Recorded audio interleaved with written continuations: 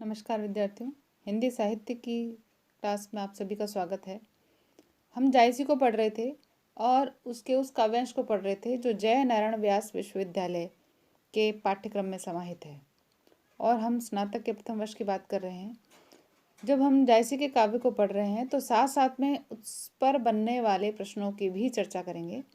तो आज हम जिस प्रश्न पर चर्चा करने वाले हैं वह है नागमती वियोग वर्णन। इस जायसी के वियोग वर्णन पर सर्वाधिक बार प्रश्न किए गए हैं। तो इस प्रश्न पर चर्चा करना और इसको कैसे लिखना है, किन बिंदुओं के तहत लिखना है, इन सभी पर अपन बात करेंगे। जायसी के काव्य में जहाँ पर नागमती वियोग खंड की हम बात करते हैं तो इस खंड के अंदर करुण रस की प्रधानता है और काव्य में करुणा की प्रधानता प्रत्येक कवि ने स्वीकार की है। करुणा के बल पर ही काव्य को मानव अनुभूतियों के द्वारा सात्विक बनाया जा सकता है और करुणा का आधार है वियोग का वर्णन। श्रृंगार रस के विविध भावों, संयोग और वियोग दोनों का ही अपना महत्व है। जहाँ संयोग श्रृंगार में हर्षोल्लास, मिलन, उत्कंठा और विविध चेष्टाओं का वर्णन करने में कवि आनंद प्राप्त करता है, उसी जगह विप्रलम्ब श्रृंगार का जहाँ वर्णन होता है वहाँ वियोगिनी की अंतर्दशाओं का या भावों की गहनता का व्यापकता से चित्रण किया जाता है। जब हम इसके वियोग वर्णन की व्याख्या करेंगे या इस पर कोई प्रश्न बनता है और आप लिखने का आरंभ करते हैं तो आप सबसे पहले जो भी प्रश्न हो उसमें किस संप्रत्यय को लेकर के बात की गई है उस संप्रत्यय की चर्चा करें। यानी कि यहाँ पर वियोग का वर्णन ही मुख्य संप्रत्यय है और पहले आपको बताना पड़ेगा वियोग क्या। यानी कि पहले आप श्रृंगार रस का वर्णन कीजिए, फिर उसके वियोग का वर्णन कीजिए और वियोग की अंतर्दशाओं का वर्णन कीजिए। वियोग की अंतर्दशाओं की जहाँ हम बात करते हैं तो वियोग वर्णन की 4 प्रकार की अंतर्दशाएं या इन्हें पद्धतियां भी कहते हैं, उनका शास्त्रीय दृष्टि से विवेचन किया जाता है। इसमें पहली है पूर्वराग। पूर्वराग का अभिप्राय है शैशव काल का प्रेम, जो युवावस्था में परिपक्वता को प्राप्त करता है लेकिन समय आते ही उनका बिछोह हो जाता है। वह भी पूर्णतया विरह जो है वह बाद में स्वप्न दर्शन, चित्र दर्शन या गुण कथन के माध्यम से नायक या नायिका के हृदय में पूर्ण रूप में पुनः जागृत होता है। जैसा कि हम पद्मावत में भी देखते हैं, यामन तोता जब पद्मावती के रूप का वर्णन करता है तब राजा रत्नसेन के मन में उसके प्रति जो है अनुराग उत्पन्न होता है। दूसरी है प्रवास जनित। जब नायक नायिका को किन्हीं कारणों से स्थान बदल लेने पड़े या वह एक दूसरे दूर दूर हो जाए तो इससे जो उत्पन्न वियोग है वह प्रवास जनित वियोग कहलाता है। इसमें ऐसा भी हो सकता है कि नायक का कहीं और चला जाना या नायिका का कहीं और चला जाना भी दिखाया जाए। तीसरी है मान। इसके अंतर्गत नायक नायिका पास रहते हुए भी परस्पर रूठ जाएं और वो एक दूसरे से चाहते हैं कि दूसरा प्रथम बात करे, यानी पहले वह स्वयं क्यों बात करे। नायक भी यही सोचे या नायिका भी यही सोचे तो उसे मान जनिक वियोग कहा जाता है। और इस तरह का वियोग देव रासों में भी देखते हैं जिसमें विग्रह राज चतुर्थ और रानी राजमती का वियोग वर्णन किया गया है। चौथा और अंतिम है करुणा। जब नायक या नायिका की रोगशैया पर मृत्यु हो जाए या युद्ध भूमि में मृत्यु हो जाए तब वह असहनीय दुख जो है वो करुणा जनित कहलाता है। और करुणा जनित पद्धति भारतीय परंपरा के अनुसार काव्य में वर्जित है, क्योंकि हमारे यहाँ सामान्यतः काव्य जितने भी प्रकार के लिखे गए हैं वे सामान्यतः सुखांत हैं। जायसी का वियोग उच्च कोटि का है और इनमें भी नागमती की जो विरह कथा है वह प्रवास जनित विरह वर्णन में आती है। और पूर्वराग के बारे में तो पहले चर्चा की ही जा चुकी है। ये भारतीय रमणी अपने पति के बिछोह में अत्यंत करुणा के साथ अपनी विरह व्यथा प्रकट करती है। जब राजा रत्नसेन पद्मावती की खोज में निकल पड़ते हैं तो पीछे जो उनकी रानी है नागमती, उनकी विरह व्यथा का वर्णन यहाँ पर किया गया है। उसके पुनीत आंसुओं की धारा में सभी भावुक हृदय निमग्न होकर अपने सुख दुख को भूलकर सभी उसी के दुख में अपनी सुध बुध खो बैठते हैं। इसलिए नागमती के वियोग वर्णन को हिंदी साहित्य की अद्वितीय अनुपम वस्तु कहा जाता है। अगला बिंदु है रुदन का प्राधान्य। इस विरह वर्णन में रुदन की प्रधानता है। पद्मावत के पुरुष पात्र या स्त्री पात्र विरह में अत्यधिक आंसू बहाते हैं, अपनी वेदना को प्रकट करते हैं। उनके आंसुओं में कहीं कहीं तो पर्वत और शिखर भी डूबते हुए नजर आते हैं, समुद्र अपनी मर्यादा तोड़ते हुए नजर आते हैं। सारी सृष्टि उस विरहण के आंसुओं में डूब जाती है। उसे विरह दुख के कारण सांस लेना दूभर हो जाता है और उसका शरीर और मन दोनों ही अस्थिर और चंचल बन जाता है। आप जहाँ भी इस वर्णन को करें, साथ साथ जायसी की दो दो पंक्तियों को जरूर इसके साथ आपको लिखना पड़ेगा। यहाँ पर जायसी की उक्ति है, खन एक आव पेट मह सांसा, खन ही जाए जीव होई निराशा। यानी उसके सांसों का आना और जाना दिखाया जा रहा है। तो जब भी किसी बिंदु का हम वर्णन करते हैं, वहाँ पर उस संबंधित कवि की पंक्तियों का उल्लेख करना बहुत आवश्यक हो जाता है। अगला है गांभीर्य। इसमें गंभीरता दिखाई देगी। जहाँ भी नागमती का विरह वर्णन है, वो बिहारी की तरह हास्यास्पद नहीं बन पड़ा है, वह काव्योचित गंभीरता को लिए हुए है। जब उसका प्रीतम छोड़ जाता है, तब विगत स्मृतियों में डूबकर हार्दिक संवेदना का अनुभव करती है और पक्षी के हाथों संदेश भिजवाती है। प्रकृति। जायसी के विरह विदग्ध पात्रों के साथ साथ प्रकृति की भी पूर्ण संवेदना नागमती के साथ ही यहाँ प्रकट हुई है। इसलिए पद्मावती में पशु पक्षी पेड़ पौधे पुष्प पत्ते इत्यादि सभी प्रकृति पदार्थ विरही जनों के निकट संबंधी बन जाते हैं, यानी नागमती के, और विरही जनों की व्यथा को बड़ी तत्परता के साथ सुनते हैं। नागमती के विरह संदेश को सुन सुनकर पक्षी तक उसके विरह से जलने लगते हैं, वृक्ष पत्ते गिराने लगते हैं। विरह वेदना से पीड़ित नागमती के दुख से सारी की सारी प्रकृति व्याकुल दिखाई गई है। ये भारतीय रमणी का चित्रण है और नागमती के रूप में जायसी ने एक आदर्श भारतीय नारी चित्रित की है। हमारे यहाँ भोग को नहीं, त्याग को जीवन दर्शन माना जाता है। इसलिए नागमती भी अपने प्रिय के पास संदेश पहुंचाते हुए पद्मावती को सांत्वना देती है कि मैं तो केवल पति की सुंदर छवि को ही देखना चाह रही हूँ। यानी यहाँ पर उसके लिए पति की इच्छा सर्वोपरि है।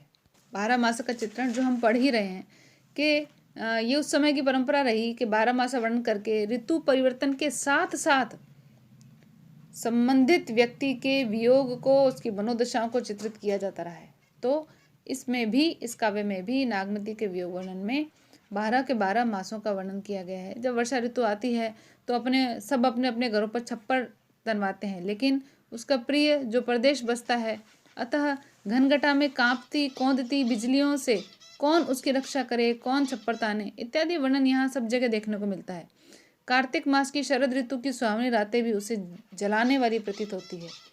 तो जब भी हम 12 मासों का वर्णन करेंगे तो उसमें उसकी कोई भी पंक्ति उठाकर आप इस बिंदु के अंदर साथ में डाल सकते हैं।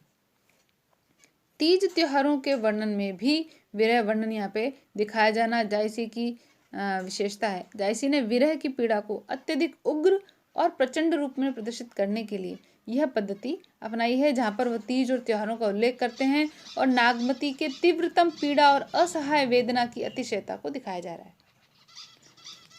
विरह में यहाँ सात्विकता का प्रधान है।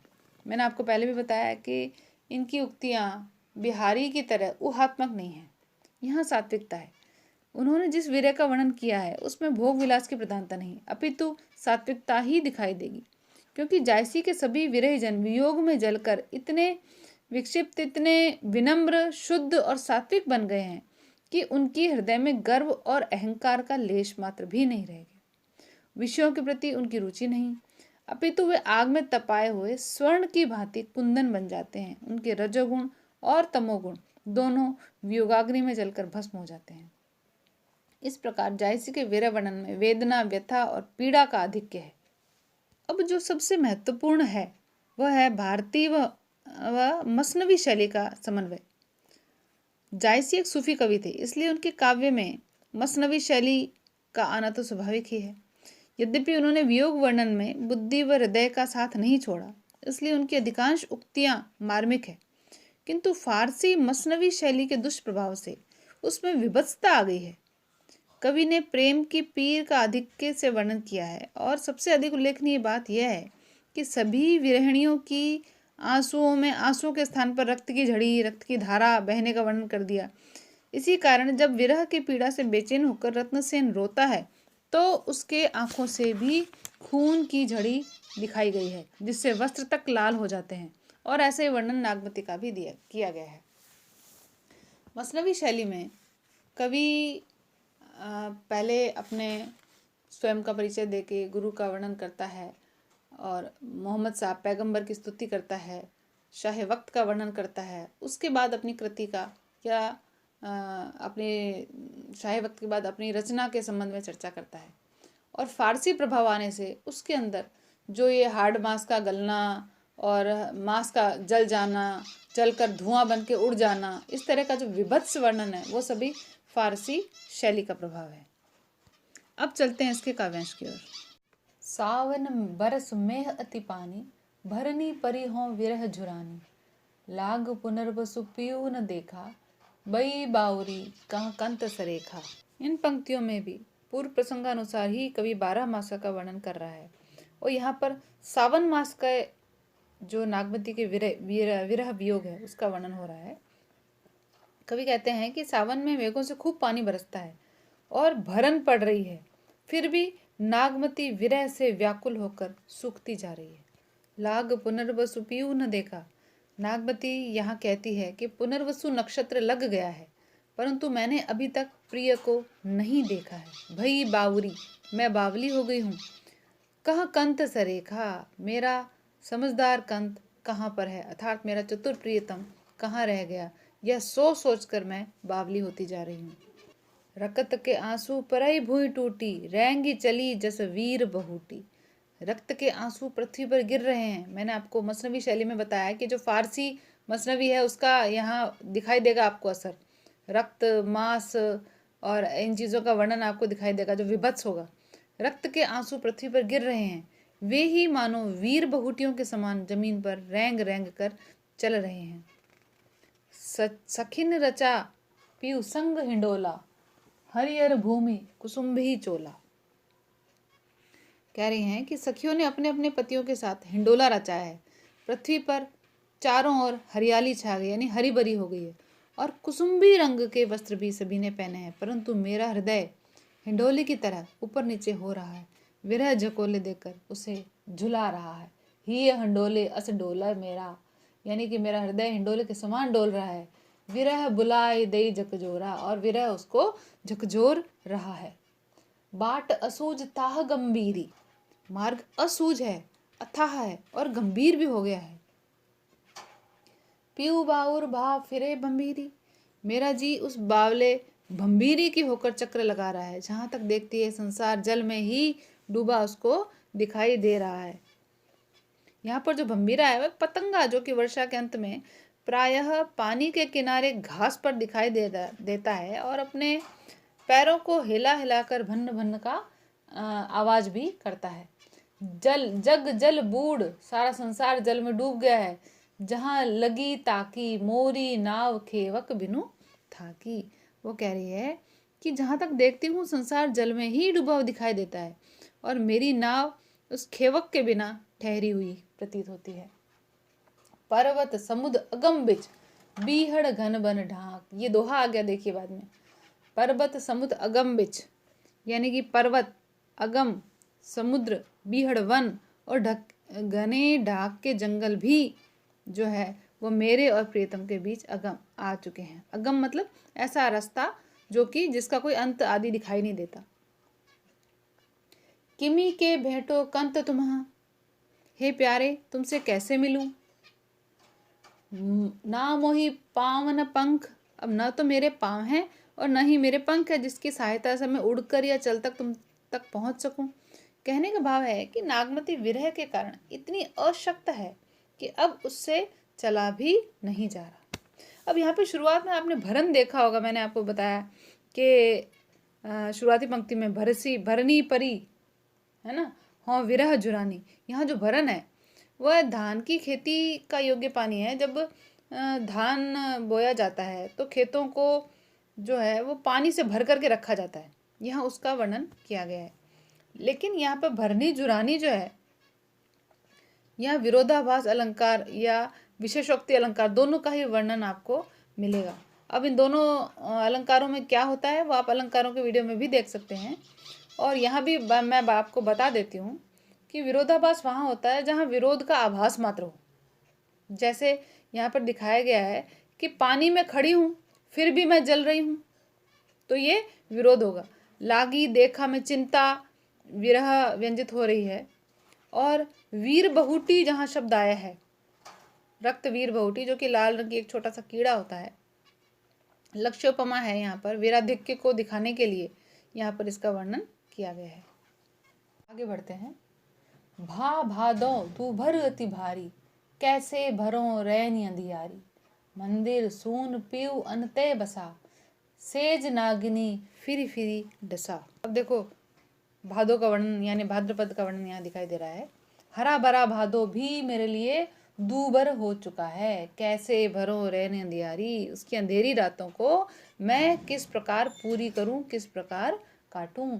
मंदिर सून पीऊ अनते बसा, मेरा मंदिर सूना है क्योंकि प्रिय अनते यानी अन्यत्र निवास कर रहा है।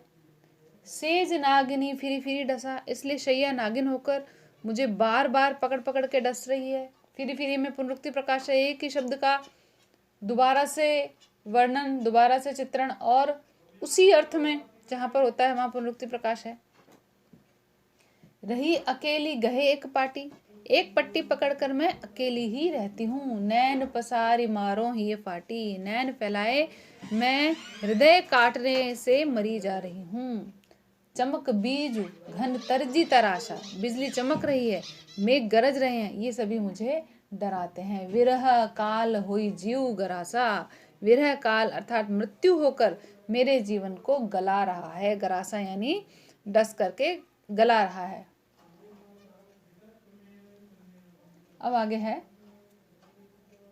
मघा नक्षत्र का वर्णन आता है। बरसे मघा झकोरी झकोरी, मघा नक्षत्र लग जाने से बादल प्रबल वेग से झकोरे मार मार करके वर्षा कर रही है, यानी तेज प्रवाह से वर्षा हो रही है। मोरी दुई नैन चुए असोरी, और मेरे दोनों नेत्रों से पति विरह के कारण आंसू झर रहे हैं, जैसे नाली में वर्षा का जल धार बन के झरता है। धनी सूखे भरे भादो महा, दूसरे शब्दों में हमें कह सकते हैं जैसे कि मघा नक्षत्र के लग जाने से बादल जो प्रबल वेग से जल बरसाते हैं, उससे मेरे दोनों नैन ऐसे झर रहे हैं जैसे वर्षा होने पर छत से वो परनाला चला करता है। मघा के बाद अब वर्णन है, मघा के बाद पूर्वी फागुन लग गया और धरती जल से भर चुकी है।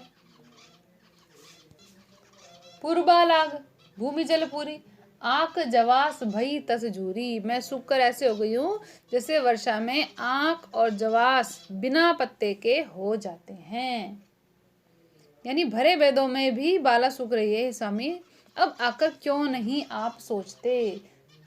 जल थल भरे अपूर सब, धरती गगन मिली एक, जल और स्थल पूर्ति होकर पानी से एकदम लबालब भर गए हैं, और इस प्रकार भर गए हैं कि आकाश और धरती दोनों मिलकर के एक हो गए हैं, दोनों में भिन्नता दिखाई नहीं देती। धनी जो बन अवगाहम दे बूढ़त पीयू, हे प्रिय, इस यौवन के गांभीर्य जल में डूबती हुई स्त्री को अब आप अवलंब देकर यानी सहारा देकर इस जल में डूबने से बचाइए। यहाँ रूपक अलंकार देखिए, यौवन रूपी अगाध जल में डूबते दिखाया गया है, तो यहाँ पर रूपक अलंकार। इससे ऊपर भी जहाँ नागिन डसने की बात हुई है वह भी जो है वियोग को नागिन के का रूपक दिया है, तो वहां भी रूपक अलंकार है। देखिए विशेषता है यहाँ पर, भाद्रपद मास में कृष्ण पक्ष में मघा नक्षत्र बरसता है और फागुनी नक्षत्र जो भाद्र शुक्ल नक्षत्र में लगता है, दोनों का ही वर्णन है। इन तिथियों का भी और इन नक्षत्रों का भी आपको ज्ञान होना चाहिए। और हमने जैसे पता किया है, हमें पता ही है पहले से कि आक और जवास ये दोनों जो वृक्ष हैं वो वर्षा में एकदम इनके पत्ते झड़ जाते हैं, निपात हो जाते हैं। ये उसी प्रकार इन्हीं के समान अपनी तुलना यहाँ योगी ने स्वयं से की है। आगे के काव्यांशों में भी अलग अलग प्रश्नों की चर्चा हम करते रहेंगे। धन्यवाद।